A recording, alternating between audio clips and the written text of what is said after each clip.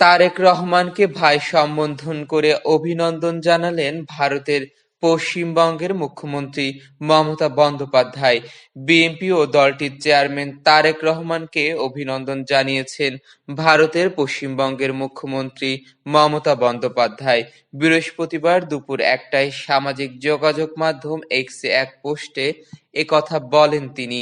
তিনি তার পোস্টে বলেন, বাংলাদেশের সকল ভাই বোন ও জনগণকে জানাই আমার শুভ নন্দন। আগাম রমজান মুবারক। বাংলাদেশের এই বিপুল জয়ের জন্য অভিনন্দন জানাই আমার তারেক ভাইকে, তার দলকে ও অন্যান্য দলকে। সবাই ভালো থাকুন, সুখী থাকুন। আমাদের সঙ্গে সবসময় বাংলাদেশের সুসম্পর্ক বজায় থাকবে, এটাই আমরা কামনা করি। মমতা বন্দ্যোপাধ্যায়ের এই মন্তব্যকে আপনারা কিভাবে দেখছেন অবশ্যই আমাদেরকে কমেন্ট বক্সে জানাবেন।